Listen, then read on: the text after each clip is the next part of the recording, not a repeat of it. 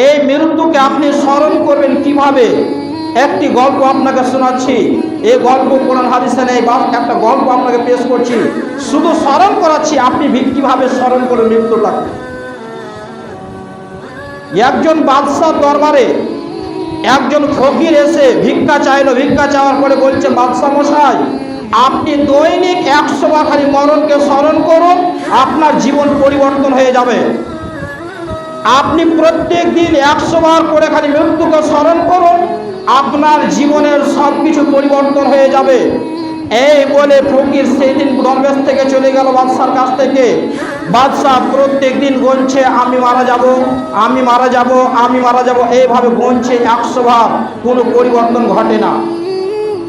মানে গুনছে যে আমি মারা যাব, আমি মারা যাব, আমি মারা যাব, আমি মরবো, এইভাবে গুনছে। এভাবে কি পরিবর্তন ঘটবে?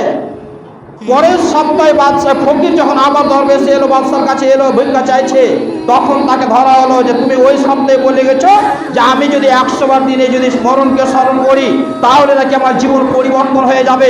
তার আমি এত 1 সপ্তাহ ধরে যে আমি স্মরণ করলাম, কই আমার কিছুই তো হয়নি। ফকির মশাই বলছেন, কিভাবে স্মরণ করেছেন? বলছে, এই তো বলেছি আমি মারা যাব, আমি মারা যাব, মারা যাব, 100 বার বলেছি, কই? ফকির মশাই বলছে, এইভাবে তো হবে না, বাদশার কাছ থেকে তো বাঁচাও যাবে না। বাদশাহ তখন ফকিরকে ধরে বলে দিল, আগামীকাল সকাল 10টায় তোমার ফাঁসি। তুমি বাদশার সঙ্গে গাদ্দারি করেছ। কিছু করার নেই, যেহেতু বাদশার রায় হয়ে গেছে, ফাঁসি সকাল 10টায়। বাদশাহ মশাই বলছেন, আচ্ছা কাল সকাল 10টায় যে তোমার ফাঁসি, এতে কি তোমার কিছু চাওয়া পাওয়া আছে?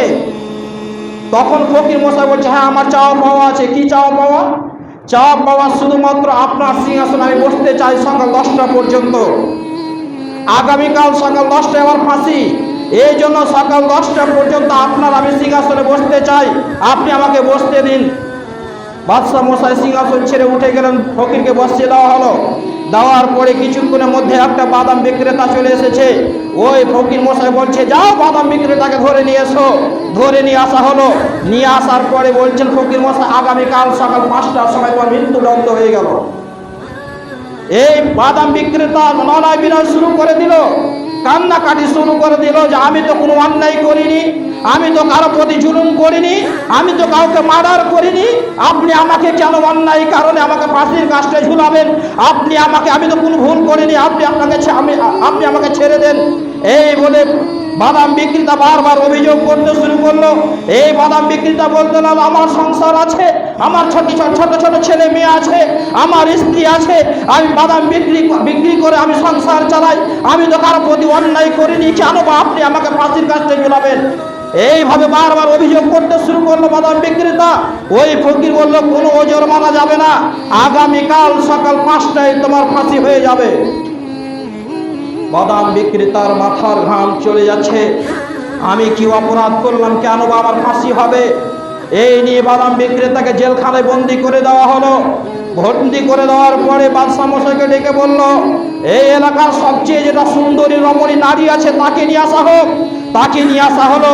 নিয়ে আসার পরে বলা হলো, হে মহিলা, তুমি ওই পুরুষটাকে তুমি আজ সারা রাত্রির মধ্যে অন্যায় করে ছাড়বে, তার সঙ্গে তুমি তোমার যৌন মিলন করবে, তোমার চাহিদা পূরণ করে নিও।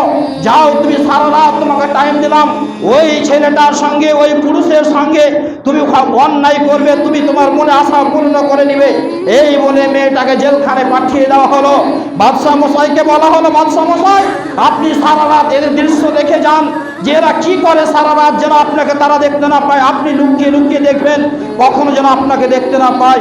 বাদশাহ মশাই তাই করলো। ফকিরের কথা শুনে তিনি এক কোণা থেকে লুকিয়ে লুকিয়ে দেখছেন, মেয়েটা বারবার ছুটে যাচ্ছে ওই পুরুষের দিকে, যে এসো আমার মনে চাহিদা পূরণ করে দাও, আমি একজন সুন্দরী রমণী নারী, আমি টকবগে একজন যুবতী হয়ে আছি, এসো হে পুরুষ, তুমি আমার সঙ্গে কুকর্ম করে, আমার সঙ্গে অন্যায় করে আমার মনে আশা, তোমার মনে আশা পূর্ণ করে নাও। এই বাদাম বিক্রেতা সেই মেয়েকে দিকে তাকাচ্ছে না, মেয়েকে বারবার ঠেলে দিচ্ছে। মেয়ে যতবার যাচ্ছে ততবার ঠেলে দিচ্ছে। দিচ্ছে, মাথায় একটাই নিয়ে আছে, আগামীকাল আমাকে মারা যেতে হবে, আগামীকাল ফাঁসির কাজটা আমাকে ঝুলতে হবে, আগামীকাল আমাকে আমার রবের সামনে দাঁড়াতে হবে। আমি এই অন্যায় করে আমি রবের সামনে কিভাবে দাঁড়াতে পারি? এই জন্য এই বাদাম বিক্রেতার সেই দিকে নজর নেই যে একটা সুন্দরী প্রজ্ঞ যুবক, একটা নারী তার চাহিদা পূরণ করার জন্য ছুটে আসছে, কিন্তু বাদাম বিক্রেতা করছে না কেন? আগামীকাল আমাকে সকাল 5টায় আমার রবের কাছে দাঁড়াতে হবে।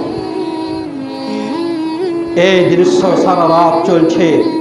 সকালবেলায় বাদশাকে ডেকে বলছেন, ভোর 5টা হওয়ার সময় বাদশাকে এসে বলছেন, বাদশা মশাই কিছু বুঝতে পেরেছেন? বলছে, জি বুঝতে পেরেছি। কি বুঝেছেন? এই ছেলেটা মেয়েটার সঙ্গে কোনো অন্যায় করেনি। কেন করেনি? কেন করেনি? এই কারণে অন্যায়টা করেনি যে আগামীকাল সকাল 5টায় তার মৃত্যুর পরে তাকে তার রবের সামনে দাঁড়াতে হবে, তাকে তার রবের সামনে দাঁড়িয়ে জবাবদিহি করতে হবে। অন্যায় করার পরে পরে কি রবের সামনে দাঁড়িয়ে কি বা জবাবদিহি করবে? এই জন্য ওই পুরুষ তার দিকে তাকায়নি। বাদশা মশাই, এইভাবে যদি আপনি মরণকে স্মরণ করতেন, প্রত্যেকটা মুহূর্ত, প্রত্যেকটা সেকেন্ড তুমি যদি এইভাবে মরণকে স্মরণ করতে যে আমাকে এখনই চলে যেতে হতে পারে রবের কাছে, এখন ডাকে সাড়া দিতে হতে পারে, তাহলে এই তো জানে যে আগামীকাল ভোর 5টায় ফাঁসি হবে। আপনি তো জানেন না 1 মিনিট পরে আপনার মৃত্যু আসবে কি আসবে না, জানেন? আপনি এখানে থেকে উঠতে পারবেন, গ্যারেন্টি আছে?